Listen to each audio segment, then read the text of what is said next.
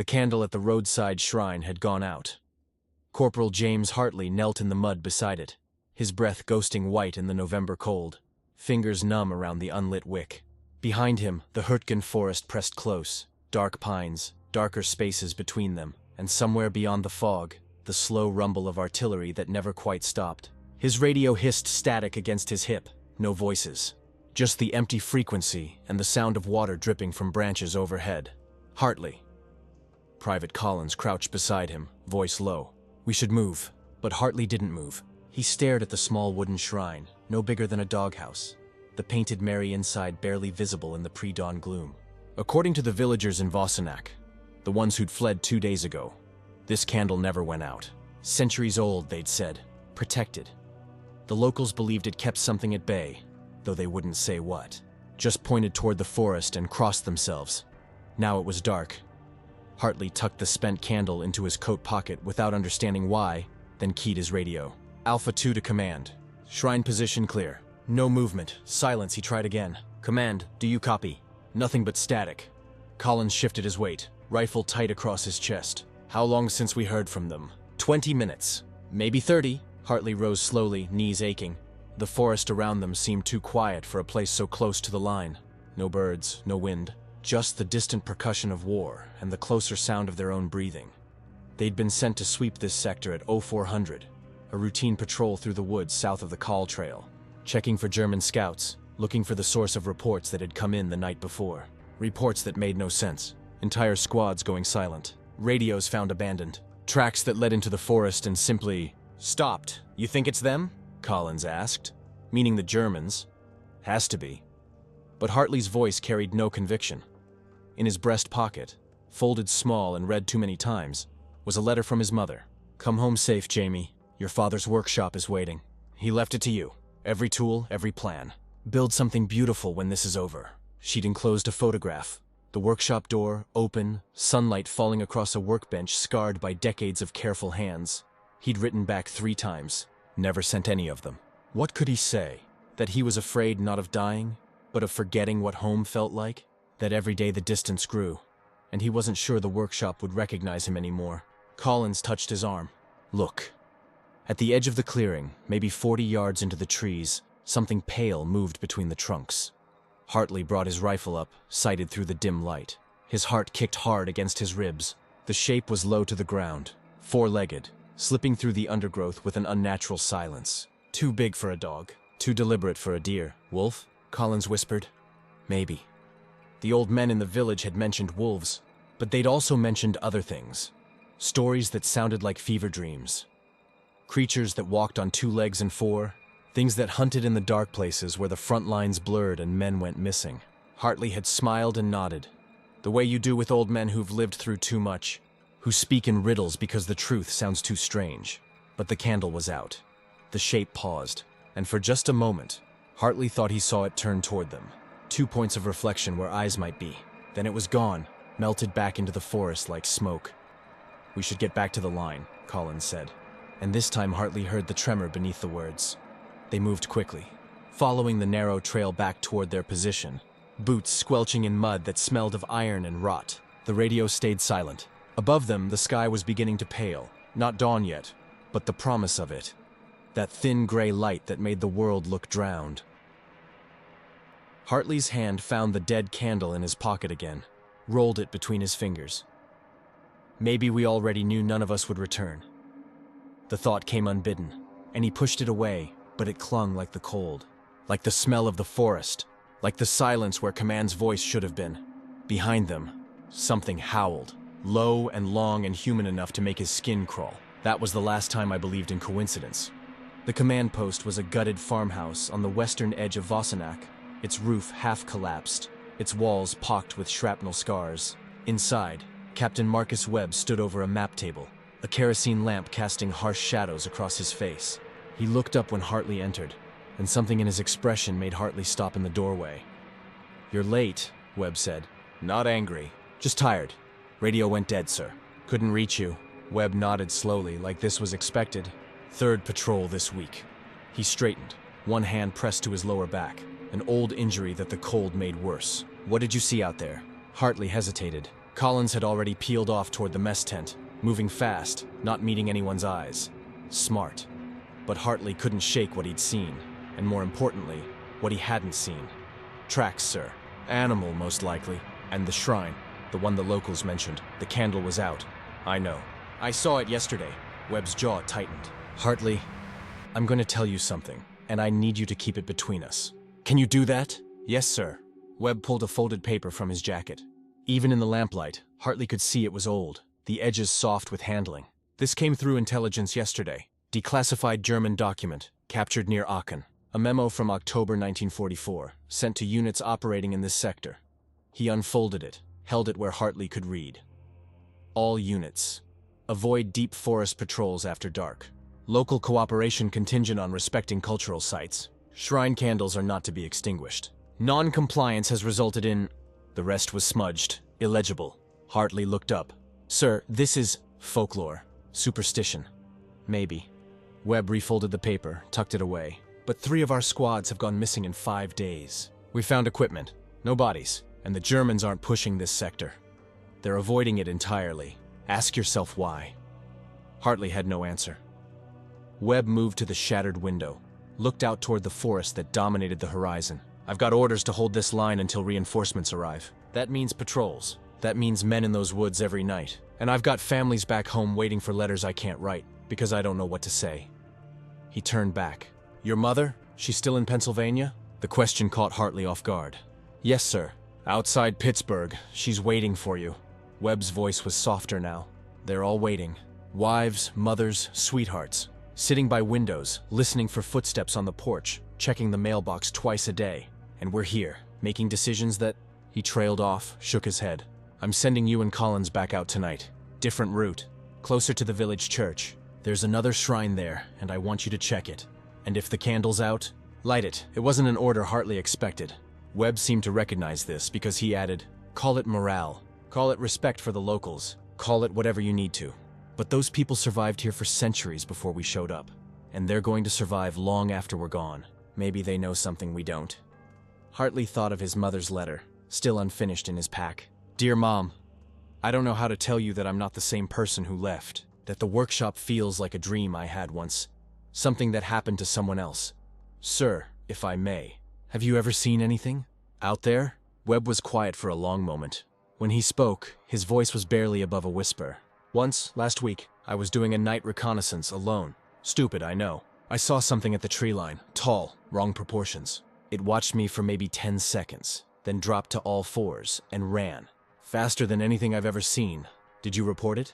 To who? Webb's smile was bitter. Division would think I'd cracked. Maybe I have. But I'll tell you what I do know. Men are dying in these woods, and it's my job to bring as many of them home as I can. If lighting a candle helps, even if it just helps them believe they're safer, then that's what we'll do. Some silences are louder than orders. Hartley saluted. Turned to leave. Hartley. Webb's voice stopped him. Write to your mother, tonight, before you go back out. Tell her about the workshop, about what you're going to build. Give her something to hold on to. Yes, sir. But as Hartley stepped back into the cold morning air, he wondered what promises were worth in a place where candles went dark, and radios went silent, and the forest held things that shouldn't exist.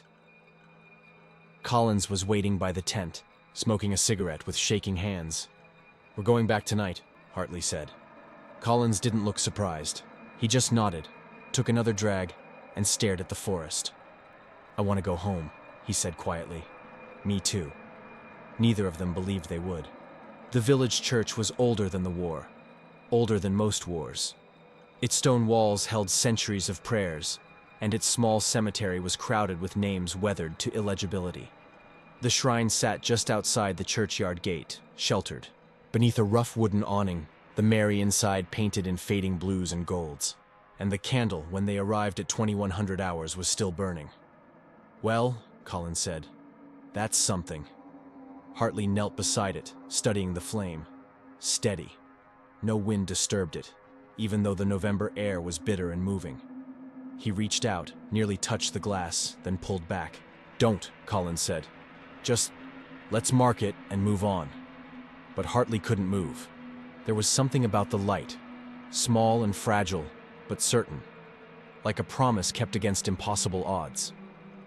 He thought of his mother lighting candles, in church every Sunday, whispering prayers for him while he was an ocean away, cold and scared, and pretending not to be.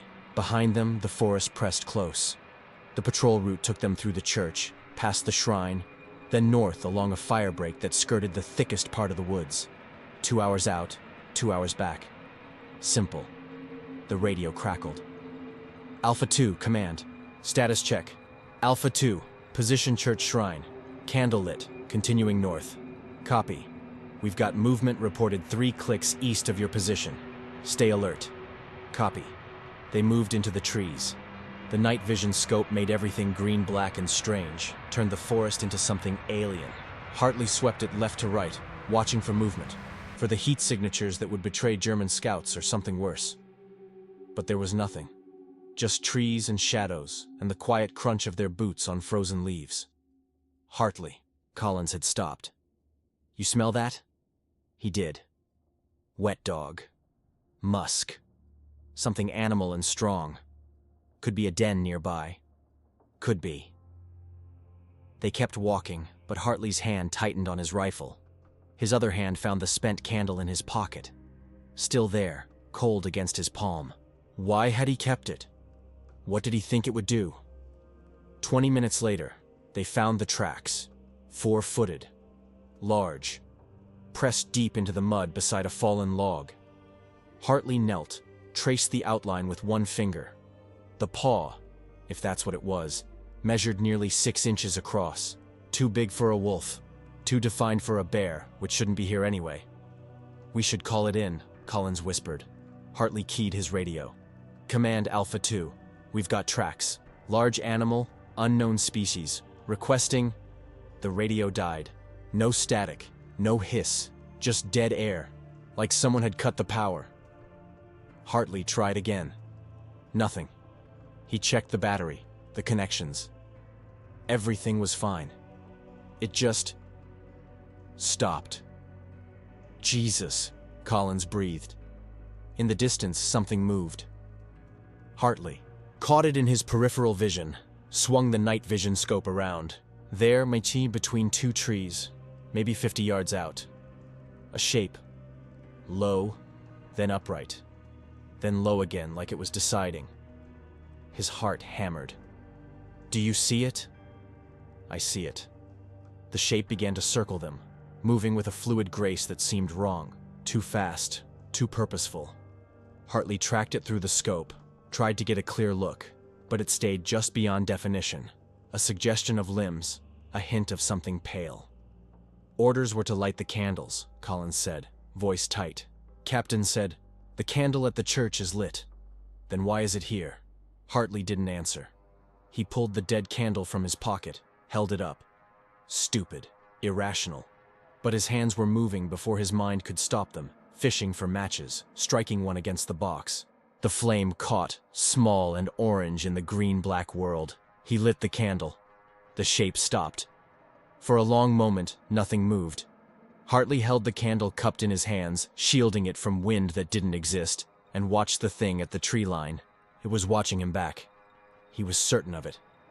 Then slowly it turned and melted into the forest.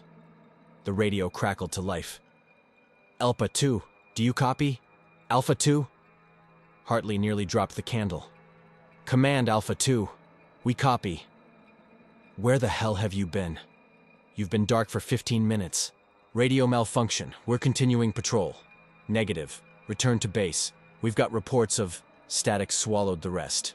Command, say again. But the radio was silent. Collins looked at the candle in Hartley's hands. What do we do with that? Hartley looked down at the small flame, impossibly alive in his cupped palms. He thought of his mother's prayers, of Captain Webb's weary face, of all the families waiting for news that might never come. He thought of the workshop, full of tools and sunlight, and wondered if he'd ever see it again. We keep it burning, he said. They walked back toward the church, Hartley carrying the candle, Collins watching the trees. Neither spoke. The forest around them was silent, but it felt different now. Not empty, but waiting. Watching. At the church shrine, Hartley placed the spent candle beside the lit one. Two small flames against the dark. Maybe we're all just trying to keep the lights on, he thought. Against the night. Against the things we can't explain. Against the silence. They made it back to base just before midnight. Captain Webb was waiting. The attack came 3 hours later, not from the east where the German lines were, not from any direction that made tactical sense. It came from the forest itself. A chaos of small arms fire and screaming, and the confusion of men woken from shallow sleep into darkness and noise. Hartley grabbed his rifle and ran. Outside the farmhouse, the night was alive with muzzle flashes and tracer rounds. Men shouted coordinates, called for medics, fired at shadows that moved too fast to track. Hartley found Collins near the motor pool, both of them taking cover behind a half-track. "What's happening?" Collins yelled over the gunfire. "I don't know." But he did know. Somewhere deep in his gut, where instinct lived, he knew. Captain Webb appeared, moving low and fast, blood running from a cut above his eye. Perimeters breached on the north side. Something came through the wire. Reports are confused. Some say Germans, others say... He trailed off, shook his head. "Get to the north wall. I need eyes on whatever the hell this is." They ran. The north wall was barely a wall. Sandbags and wooden posts, hasty fortifications that wouldn't stop much. But it had held for 3 weeks, kept them safe while the forest loomed just beyond. Now the sandbags were torn apart, the posts splintered, and men lay sprawled in positions that suggested they'd run from something, not toward it. Hartley swept his rifle across the tree line, saw nothing. The firing had stopped. Silence pressed down, heavy and expectant. "Where are they?" Collins whispered, a sound from the left. Low and rumbling, like a growl processed through a human throat. Hartley spun, brought his rifle up, finger on the trigger. In the darkness, shapes moved. Too many to count. Low to the ground, then upright, then low again. "Light!" Someone screamed. "We need light!" Flares went up, bathing the field in harsh white phosphorescence. And for 3 seconds, no more, Hartley saw them clearly. They were wrong. That was the only word his mind could find. Wrong proportions, wrong movements, something caught between animal and not animal, covered in matted fur the color of old bone. 5 of them, maybe 6, moving with a pack intelligence that made his blood turn to ice. Then the flares died, and the darkness returned. "Fall back," Webb's voice hoarse and commanding. "Fall back to secondary position!" They ran. Hartley grabbed a wounded private, hauled him up, half-dragged him toward the farmhouse. Behind them, the sounds, snarling, screaming, the wet noise of something tearing. He didn't look back. Couldn't. Inside the farmhouse, Webb slammed the door, braced it with furniture. 20 men, maybe less, crowded into the space. The kerosene lamp still burned on the map table, casting their faces in sharp relief. Young and old, brave and terrified. All of them trying to understand what they'd just seen. "Sir." Hartley stepped forward. "The candles. The shrines. We need to..." "I know." Webb's voice was hollow. "I sent a runner to the church an hour ago." The candle at the shrine went out. He tried to relight it, but... He gestured to the chaos outside. "This started 5 minutes later. Then we light them again. All of them. With what?" Webb spread his hands. "We're cut off. The forest is between us and the church. And those things, whatever they are, they're hunting us." Hartley pulled the spent candle from his pocket. The one from the roadside shrine, carried all this way for reasons he hadn't understood. "I have this, from the first shrine. If we can get back to it, you won't make it. Maybe not. But staying here, we definitely won't make it." Hartley looked around the room, saw the same fear in every face. "Captain, you told me families are waiting. Mothers, wives, sweethearts. My mother is waiting by a workshop I might never see. But maybe we can give them something. Not silence, not mystery, a chance." Webb stared at him for a long moment. Outside, something scraped against the farmhouse wall. Long and deliberate, like claws on wood.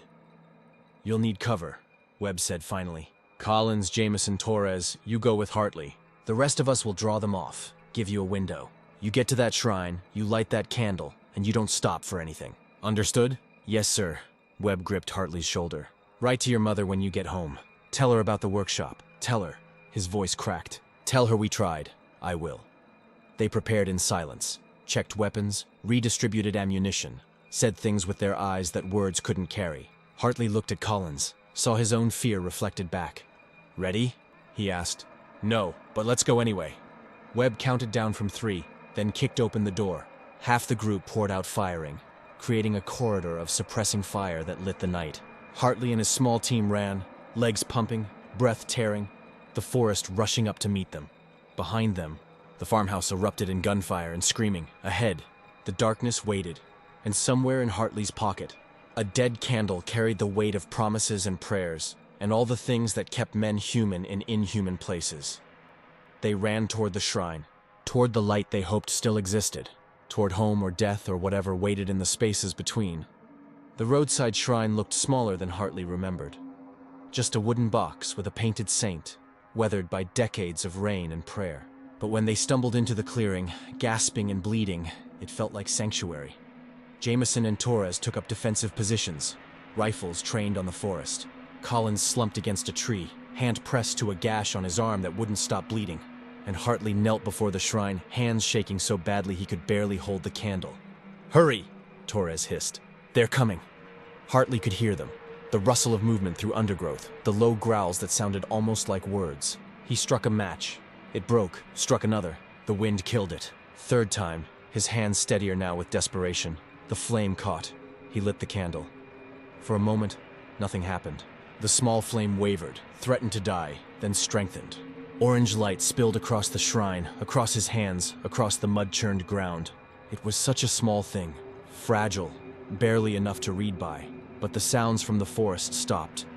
Hartley placed the candle in its holder, stepped back. The four of them stood there, breathing hard, watching the tree line. Slowly, impossibly slowly, shapes emerged from the darkness. Not attacking, just watching. The same wrong proportions, the same unsettling movement. But they came no closer. "What are they doing?" Collins whispered. "Waiting," Hartley said. "Or leaving. I'm not sure." One by one, the shapes turned and melted back into the forest. Within minutes, the clearing was empty except for the four of them and the small candle flame. "We should get back," Torres said. "See if anyone else," the radio crackled. "Nyuan copy? This is Command. Any units respond." Hartley keyed his mic. "Command, Alpha 2. We're at the roadside shrine." "Status? Alpha 2!" Webb's voice ragged with relief. "Thank God. The attack broke off 5 minutes ago. They just left. We've got wounded, but we're secure. What's your status?" "4 active, 1 wounded." "We lit the candle, sir." A long pause. "Then, copy that, Alpha 2. Hold position until dawn. We'll send a patrol to bring you in." "Understood." They waited through the coldest part of the night, taking turns on watch, keeping the candle burning. Hartley sat with his back to the shrine, rifle across his lap, and thought about everything they'd seen and everything they'd never be able to explain. In his mind, he composed the letter he should have written weeks ago. "Dear Mom, I'm coming home. I don't know when, and I don't know what shape I'll be in when I get there. But I'm coming home, and when I do, I want to build something with you. In Dad's workshop, with his tools. Something beautiful. Something that lasts, because I've seen too much that doesn't last. Too much that breaks and burns and disappears into the dark. I want to make something that stays. I love you. I'm sorry it took me this long to say it." When dawn finally came, pale and cold, they found Captain Webb leading a patrol toward them. He looked older in the morning light, older and tired, but alive. They all were, against odds that shouldn't have been survivable. "The other candles?" Hartley asked. "All lit by first light. The villagers came back, helped us. They didn't say much, just nodded like they understood." Webb looked at the small flame still burning in the shrine. "We're being rotated out. Replacements are coming in tomorrow. You boys are going home." Home. The word felt foreign, impossible, but real. "Sir, what do we tell them? About what we saw?" Webb was quiet for a long moment, looking at the forest, at the candle, at the faces of men who'd seen things that would haunt them forever. "We tell them we held the line. We tell them we came back. The rest," he shook his head, "the rest is between us and whatever we believe about the world. Some things don't need explaining. Some silences speak louder." They walked back through the forest as the sun rose. 4 men who should have died, carrying stories they'd never fully tell. Behind them, the candle burned. 3 months later, James Hartley stood in his father's workshop, hands steady on a block of oak, shaping it with tools that remembered his father's grip. Outside, Pennsylvania spring was coming early. Green shoots pushing through winter-hard ground. Birds returning from wherever birds go when the world turns cold. His mother brought him coffee, set it on the workbench without speaking. She'd learned to give him silences, to not ask about the nightmares or the way he sometimes stopped mid-sentence, listening for sounds that weren't there. "What are you making?" she asked finally. Hartley held up the wood, rough still but the shape emerging. A shrine, small, like the ones I saw over there. He didn't say where there was. She didn't ask. Thought I'd put it in the garden. Keep a candle in it. That's lovely. She squeezed his shoulder. Your father would like that. Maybe he would. Maybe not. But it felt right. This small act of creation. This keeping of light against whatever darkness waited. Collins wrote sometimes. Letters that said everything and nothing. Torres had gone back to his family's farm in California. Jameson didn't make it home. Different war, different wound, same silence. And Captain Webb had sent a single postcard. No return address. Some promises are kept in ways we never expect. Keep building. So Hartley built. He shaped wood and kept candles burning and tried to remember that the world held beauty worth protecting, even when it also held things that shouldn't exist. He wrote letters to his mother every week now, even though she lived in the next room. Small things, observations, gratitude. The workshop smelled like cedar and varnish and coffee. Outside, the world turned, and somewhere across an ocean, in a forest that still held its secrets, candles burned in roadside shrines, small flames against the dark, kept alive by people who understood that some lights must never go out, because families were waiting, because silence was the cruelest answer, because even in war, even in darkness, even when the rational world fractured and revealed something older underneath, there was still a choice, to give up or to keep the candle burning. Hartley chose light. He carved his father's name into the base of the shrine, then his own name beside it, then the names of men who never came home. Collins's brother, Torres's cousin, boys from Pennsylvania and California, and everywhere in between. Small letters in oak, a record of promises and losses and the thin line between survival and silence. When he was finished, he placed a candle inside, struck a match, and watched the flame catch and hold. His mother stood in the doorway, tears on her face. "It's beautiful, Jamie." "It's a reminder," he said, "that we came back, that they mattered, that someone's still waiting, still keeping the light on." She nodded, understanding without needing to. Outside, spring continued its work. Inside, the workshop held the smell of coffee and wood and something older, the scent of prayers answered and promises kept, and small lights burning against impossible dark. And in the garden, where the shrine would soon stand, the earth was ready, soft, welcoming, ready for something beautiful to take root and grow.